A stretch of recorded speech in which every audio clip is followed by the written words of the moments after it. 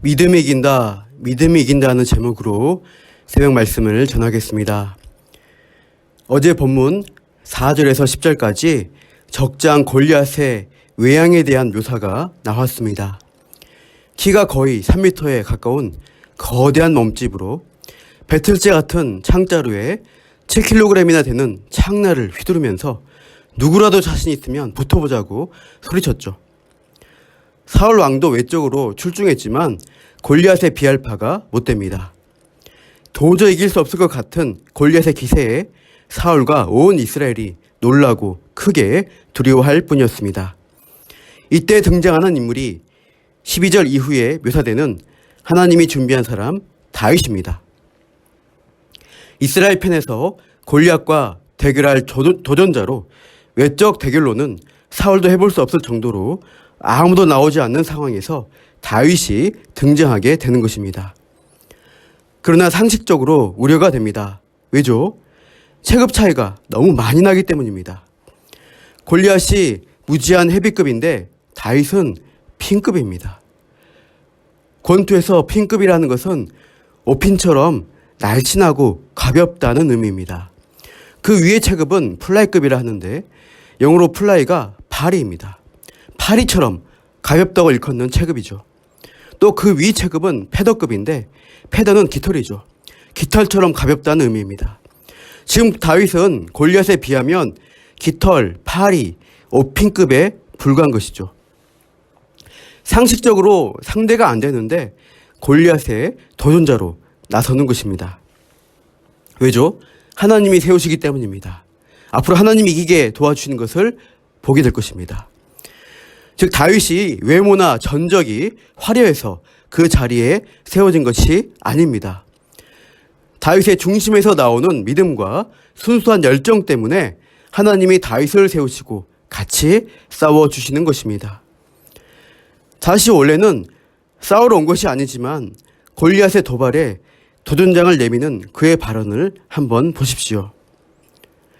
골리앗의 도발에 대한 도전자 다윗의 답변이 26절에 있습니다. 같이 읽어보시죠. 다윗이 곁에 서 있는 사람들에게 말하여 이르되 이 블레셋 사람을 죽여 이스라엘의 치욕을 제거하는 사람에게는 어떠한 대우를 하겠느냐. 이 할례받지 않은 블레셋 사람이 누구이기에 살아계시는 하나님의 군대를 모욕하겠느냐. 다윗은 이 싸움에서 골리앗이라는 거인 장수를 보는 것이 아닙니다. 하나님과 그의 백성, 그 나라의 영광과 이름이 어떻게 되는가를 보고 있습니다. 다윗이 가진 신앙의 잣대로 볼 때 저 골리앗의 발언은 그냥 넘어갈 수 없는 신성모독이며 치욕입니다. 이렇게 믿음에 입각한 다윗의 언행이 부각되고 있고 반면에 사울은 숨어서 벌벌 떨고 있을 뿐입니다. 앞서 16장에서 다윗에 대해 이미 소개했지만 17장 본문에서 또다시 다윗을 새롭게 소개합니다. 주인공이기 때문에 또 다각도로 다윗의 면모를 비춰준다 할 수 있습니다. 그런데 16장에서 다윗이라는 이름이 나오는 것이 굉장히 뜸을 들입니다. 사무엘에게 이세의 아들들에게 가서 기름을 부으라고 하시는데 그게 누구인지 바로 밝혀주지 않으십니다. 첫째 아들 엘리압인가 하다가 아니라고 하시죠. 다음 둘째 아비나답인가 하다가 또 아니라고 하시죠. 셋째도 아니다. 차례로 7명의 아들이 다 아니라고 하시면서 마지막에 양치로 나간 막내까지 불러오게 됩니다. 계속 다윗의 이름은 나오지 않습니다. 그래서 결국 6장 12절, 16장 12절, 13절에 가서야 기름을 부었더니 여호와의 영에게 감동된 그 사람이 바로 다윗이라고 처음으로 이름을 밝히고 있습니다. 16장 14절 이후에 이제 수금을 잘 타는 다윗의 모습을 비춰줍니다. 시편의 상당수가 다윗의 시일 정도로 다윗은 음악적 재능이 있었습니다. 이 음악적 재능은 자기를 표현하는 것이 아니라 하나님을 찬양하고 하나님께 기도하는 데 쓰여집니다. 사울은 기름 부음 받았던 택한 받은 자에서 버림받았는데 다윗이 새롭게 기름 부음을 받았고 이제 사울에겐 성령이 떠나고 악령에게 사로잡혀 번뇌에 사로잡힌 반면 다윗에게는 하나님을 찬양하고 예배하는 음악적 재능이 있다는 모습을 대조시키고 있죠. 본문이 속한 17장에 와서는 전쟁에서도 사울을 능가하는 다윗의 언행이 계속 부각이 됩니다. 그럼으로써 이스라엘 왕권에 있어서 사울은 점점 약해지고 다윗은 점점 강해지는 모습을 제시하고 있죠. 그게 사무엘하 8장까지 이어지게 됩니다. 사울은 점점 몰락해가고 다윗은 점점 강성해져서 하나님이 의도하신 왕권이 확립되는 것을 앞으로 보여주게 될 것입니다. 그런데 먼저 오늘 본문에서 하나님이 원하시는 왕의 요건, 왕의 자질이 무엇이냐를 밝혀주는 것입니다. 사람이 바라보는 왕의 자질은 외적 출중함, 외모입니다. 왕 같은 외모를 기대하는데 하나님이 바라보시는 왕의 자질은 내적 출중함입니다. 즉 중심의 믿음을 가지고 있느냐는 겁니다. 눈에 보이는 외모나 외적 배경을 믿는 이 세상 가운데서 하나님은 보이지 않는 하나님을 신뢰하고 믿는 중심을 가진 사람을 찾으십니다. 그런 사람을 하나님의 통치를 대리할 자로 세우시려는 것이죠. 그게 하나님의 뜻입니다. 그래서 먼저는 사람이 보기에 맞다고 하는 것을 완전히 깨버리는 작업을 하시고 그 뒤에야 하나님 보시기에 합당한 사람을 부각시키십니다. 16장에서 이세 아들들 중에 택한 자를 찾아내는 과정이 그랬죠. 또 17장에서 사울이나 골리앗 같은 사람을 먼저 보여주면서 외모를 보고 의지하는 자들에게 그렇지 않다는 교훈을 주시려는 의도를 가지고 계십니다. 우리에게 왕을 달라 백성들이 요구했죠. 그래서 하나님은 외모적으로 보통 사람보다 어깨 위나 큰 사람인 사울을 보여주셨습니다. 보라, 너희의 왕이 여기 있다.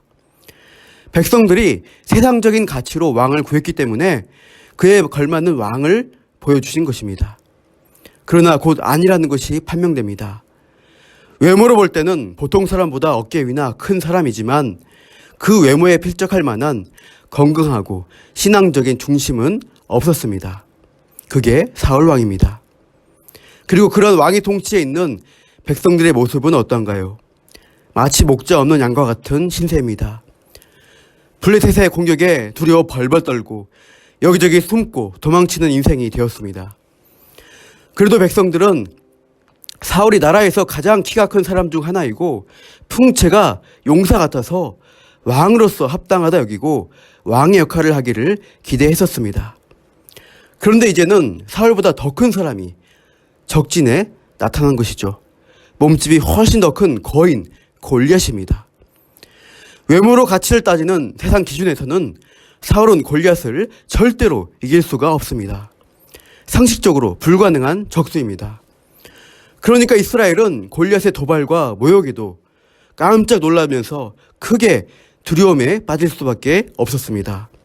이길 수 있다는 생각 자체를 하지도 못하고 하나님에 대한 믿음 또한 잃어버렸습니다. 그렇게 절망적일 때 누가 등장하나요? 바로 다윗입니다. 다윗은 외적으로 볼 때 이세의 막내 아들에 불과하고 나이도 어립니다. 징집 대상에서 제외된 것으로 보아 10대 소년이었을 것으로 추측이 됩니다. 시골 장터에 장이 서면 약장사가 뭐라고 외칩니까? 애들은 가, 애들은 가. 애들은 돈 벌어줄 일이 없으니까 재미없다는 겁니다. 현재 전투 상황에서 가장 별 볼 일 없는 애 같은 인물이 다윗입니다. 한 집안의 기둥 같은 장자도 아니고 8번째나 되는 막내에다가 나이도 어린 놈이 뭘 할 수 있겠어. 그래서 큰형 엘리압이 다윗을 깔보는 말을 하죠. 28절 하반절 보십시오. 네가 어찌하여 이리로 내려왔느냐? 들에 있는 양들을 누구에게 맡겼느냐? 나는 내 교만과 내 마음의 완악함을 아노니 네가 전쟁을 구경하러 왔도다. 네가 겨우 할 수 있는 일이라는 거는 들에 있는 양이나 치는 일인데 그 일 어떡하고 전쟁 구경하러 왔냐고 화부터 냅니다. 겉모습으로 평가할 때 맞는 말이겠죠. 애 같은 다윗이 무슨 전쟁을 할 수 있겠냐고 구경 왔냐며 깔보고 있죠. 그러나 다윗은 그렇게 무책임하고 교만하다고 책망받을 만한 사람이 아니었습니다. 비록 어리지만 형들보다 어른보다 더 나은 성실함과 믿음과 순종의 자세를 갖춘 청소년이었습니다. 오늘 본문 18절에 전등터에 나간 형들의 안부를 물어보라는 아버지의 말씀에 순종해서 전쟁으로 오는데 그냥 놀러 가듯이 출발한 게 아닙니다. 앞에 20절을 보십시오. 다윗이 아침에 일찍이 일어나서 양을 양 지키는 자에게 맡기고 이새가 명령한 대로 가지고 가서 진흥에 이른즉. 다윗은 아침에 일찍 일어나서 양을 양 지키는 자에게 맡겨놓고 출발을 했습니다. 그냥 아무렇게나 간 것이 아니라 자기의 양떼에 대한 책임과 의무를 충실히 하는 다윗의 모습을 볼 수 있습니다. 남이 보든 안 보든 하나님 앞에서 하듯이 자기 양떼를, 아버지 양떼를 성심껏 돌보았고 홀로 있는 들판에서도 하나님을 늘 찬양했습니다. 그 하나님을 의지하여 맹수의 위협 앞에서도 목숨을 걸고 양떼를 지켰던 것입니다.